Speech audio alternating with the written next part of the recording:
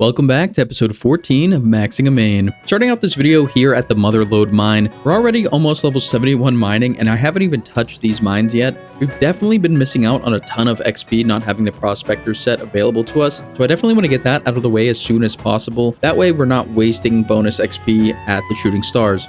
Speaking of Shooting Stars, we're almost at 24,000 Stardust. I looked up how much Stardust you need in order to recolor the Prospector set. Turns out it's only 12,000. So we have almost double, and yeah, it just proves my point that we really need to get this set ASAP. In order to get everything I want here at the shop, which is the whole Prospector set as well as a gem bag, because mining Shooting Stars is filling up my inventory like crazy fast with gems, we're going to need a total of 280 golden nuggets in order to get out of here. Not sure how long it's going to take. Hopefully it doesn't take too long. It's nice that we have level 70 mining at least, because we should be able to get adamant ore. So hopefully we'll make a little bit of money here as well. Alright, I just completed another mime random event. It should give us the last emote that we need, which is the climb rope emote. Now we have officially completed the mime random event. Also, we're getting about 46,000 XP an hour here at the Motherload Mine. We are currently halfway to level 74 mining. However, I realized it would be a lot nicer to be able to use the upper level of the Motherload Mine because it lets you be more AFK and it's just a lot nicer of an experience. However, that costs 100 golden nuggets to unlock. And there's also another hopper up there, which is over here, that makes it even easier, and I believe that's another 50 golden nuggets to unlock, so we're gonna need to get 150 more golden nuggets. I'm just gonna camp here and get it out of the way because I just kind of want to unlock everything on this account eventually, so it's gonna be very helpful to already have like the majority of the stuff unlocked here at Motherload Mine for whenever we need to come back in the future. So unfortunately, it's not only 280 golden nuggets that we're gonna need, it's more like 400 something, I think, to do everything that we want to do here. So it's going to be a little bit of a grind. I'm very curious to know what my final mining level is going to be here, because we also have to get the expert mining gloves as well. And I remember getting that on my skiller, and it took quite a long time and a lot of mining. So I don't know when we're going to have the whole set and everything completed by, including the expert mining gloves, but I'm imagining it's going to be like level 85 mining. So mining might be our next highest stat. I don't know. Alright, so we finally have the 100 golden nuggets that we need in order to use the upper level here. And there we go. We can now finally go upstairs. It's going to be way more AFK. It's going to be so much nicer. The only thing we got to do now is just find a more empty world than this. And yeah, we should be good. Once we get 50 more nuggets, I'm going to unlock the hopper.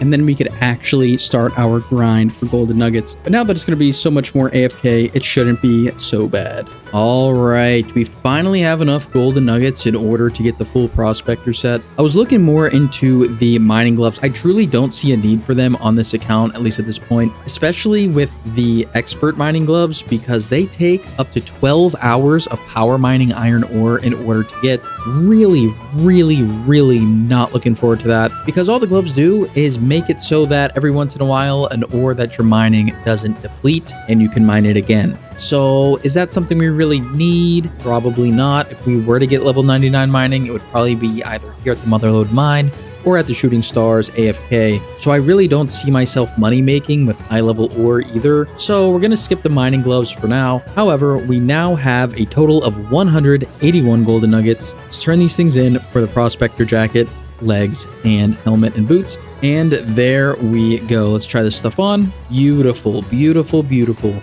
Now, let's go upstairs real quick and let's go buy some star fragments so that we can get the recolor on this thing. Alright, so we need 4 star fragments. And since we're here and we have enough, we might as well buy a celestial ring as well. And we now officially have green logged the Shooting Stars section. Only 2 things we needed to get. Bada boom, bada bing.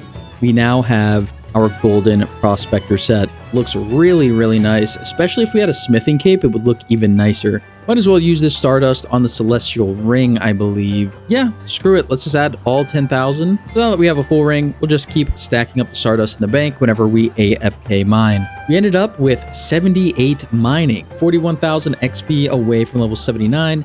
If I had to do 12 hours of power mining iron ore, we definitely would have a lot higher mining level, but there is no shot I'm going to do that right now, especially not all in one go. So in the meantime, let's go do another quest, because as you guys know, we are going for the quest cape on this account. And the quest that we're going to be doing is one of the ones that I have never done before, which is Zogre Flesh Eaters. Came out in 2005 and is short, standalone quest. We have all of the prereqs, so yeah, let's get to it. Okay, just kidding. We're not going to do Zogre Flesh Eaters just yet. Just remembered I forgot to get the gem bag, and if I'm feeling like it, I might get another 100 just to get the cool bag as well, just to have everything here unlocked other than the additional mining deposit bag thing. It lets you store more before you have to go and get your deposits. If I do decide to get level 99 mining here eventually, I am going to be getting a bunch of extra golden nuggets anyway, which I can then use to make my bag bigger. So I'm not going to worry about getting the 200 nuggets for that huge upgrade right now, but we're definitely going to be getting the gem bag here for 100 golden nuggets, and then we'll see if I feel like getting the cool bag after that before we go and do Zogre Flesh Eaters. Just got level 80 mining here. We could finally mine size 8 stars whenever they come up. Mining's going pretty good so far. We need 206,000 XP in order to get to level 81 mining. I wonder if we're going to get there before we reach our goal of the golden nuggets. All right, we finally hit 200 golden nuggets. We're currently level 81 mining with 42,000 XP away from level 82. And here we go. Let's buy the cool bag and the gem bag. We have officially completed, let me pull it up here, the Motherload Mine collection log. Now, I am doing this while AFK on an iPad. I just logged in on the computer to make this clip. So I'm thinking I might as well, because I'm still in the middle of watching Yellow Jackets, that I think I should just start mining the iron ore in order to get the mining gloves. I looked it up. I heard they're pretty good for amethyst mining. So I think it's better to have them than not have them. Maybe not the entire upgrade of them all. That takes like 12 hours to do, but just at least enough to get the initial first pair. And I'm very curious to see what our mining level is going to be by the time that we get these gloves done. All right, we finally have enough unidentified minerals here mining iron in order to unlock all of the gloves and unlock the expert mining gloves. Had to go only 3 unidentified minerals over, but that's not a big deal. I was just so close to getting level 85 mining that I decided just to go for it. But real quick, I wanted to show you guys, they updated the way that the banking works, especially with these deposit boxes. I'm not sure how much I like the look of it, but it is kind of cool because if you go up here to the top right, you can click on this and it allows you to highlight item slots in your inventory that won't get deposited if you click the deposit all button. So I have my pickaxe, unidentified minerals, and my gem bag selected. Whenever I bank all my stuff here, those things stay and everything else goes into the bank. Here we go with level 85 mining. We can now mine Runite ore, which is super, super cool. I don't think I'm going to be doing that for a moneymaker anytime soon. I don't even know how good of a moneymaker it even is anymore. Let's go talk to Bologna and unlock the 2 pairs of gloves that we need to get first. And then we'll talk to her again to combine them for another 40 unidentified minerals.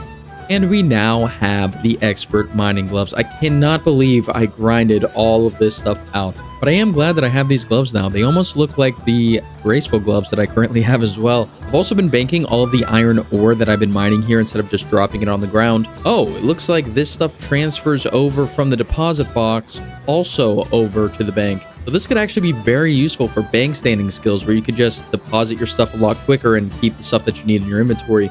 I actually really like this update. How do I turn this stuff off from the bank interface? Oh, all right, there we go. Yeah, this is a pretty cool update. But anyway, as I was saying, we managed to mine almost 3 million GP worth of iron ore just going for these mining gloves. Let me actually withdraw all of the ore that I mined total since we started this video. Everything here is from the Motherload Mine and mining the iron ore for the mining gloves. And it all comes out to 7 mil. Not bad at all. I was not expecting to be making money this video. But regardless, I think it's finally time to do Zogre Flesh Eaters. I mean, I have been mining this entire video, and I said I was going to go do Zogre Flesh Eaters earlier, and it's been almost a week since I said that. So let's go actually complete this quest so I can get it out of my brain, because I've been thinking about it the whole time I've been mining. Oh my, okay. So we now have to kill Slash Bash.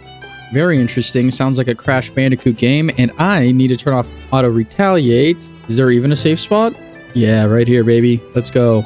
This is a very weird boss fight. I'm not sure why my max hit with Crumble Undead is a 7 and my max hit with Wind Blast is a 3. Basically out of prayer right now. Let's see. Can we get this last hit before it's too late? And yes, we can.